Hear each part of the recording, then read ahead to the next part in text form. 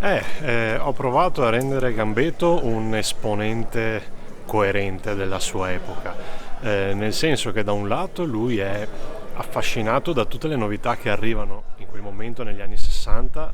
dalla televisione alla radio, la Vespa, e lui ovviamente come tutti gli adolescenti ha il diritto e direi quasi il dovere di guardare avanti, di abbracciare il futuro con fiducia, però al tempo stesso ha anche delle radici, soprattutto delle radici affettive in famiglia, e di conseguenza vede il mestiere di suo nonno e di suo padre entrare in crisi, e questo lo interpella e lo mette di fronte a una verità che riguarda tutti noi, credo, ovvero sia che il mondo spesso ci cambia sotto le mani, e quindi sta a noi decidere se dominare questo cambiamento o se fare un passo indietro e subire questo cambiamento. Non dico cosa fa Gambetto ovviamente, però tenterà di dare la sua risposta. Oltre Delitto e Castigo c'è L'Idiota, sempre di Dostoevskij, Memorie del sottosuolo, sempre di Dostoevskij, c'è La morte di Ivan Ilitch di Tolstoi, Anna Karenina di Tolstoi, c'è la scena in cui Anna di nascosto dal marito che ha lasciato e che l'ha ripudiato in un certo senso, va a trovare suo figlio al quale è stato detto che la mamma è morta. Io non riesco a ricordarmela senza commuovermi. Guerra e pace, la letteratura russa è piena di momenti che fanno sanguinare, e uno si potrebbe chiedere: ma a te ti piace sanguinare? E io nel libro rispondo, e non so se ho tempo di raccontare questa storia, che è una storia che dura 40-30 secondi. Noi abbiamo fatto nel gennaio del 2020, prima della pandemia, che si scoprisse che anche in Italia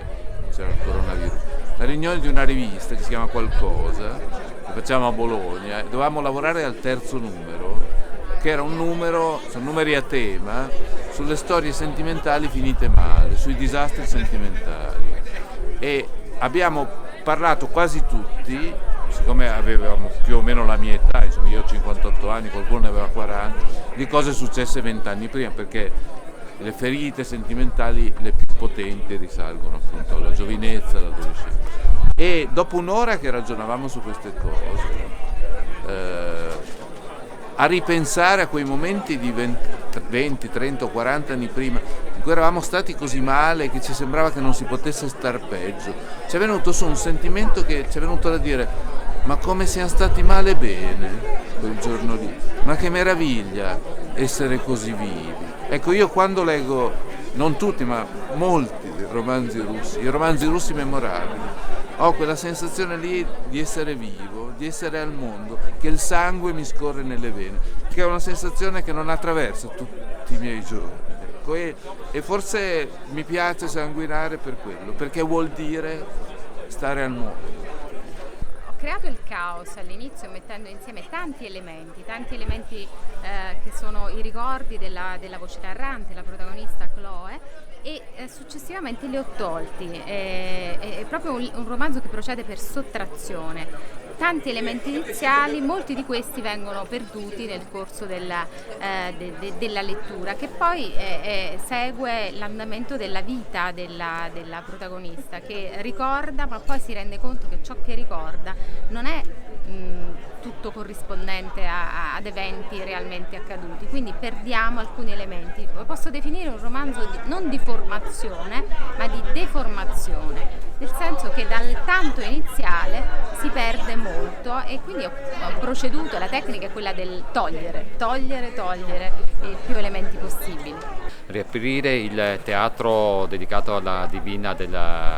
teatro Eleonora Duse, dopo oltre un anno di chiusura per una manifestazione culturale di rilevanza nazionale, è uno dei più grandi e belli segnali che abbiamo ricevuto, che abbiamo potuto donare anche ai nostri concittadini. In contemporanea ha aperto una libreria, per la prima volta nella storia di Asolo 2 eventi, la presentazione del Campiello e l'apertura della libreria Ubik in via Browning.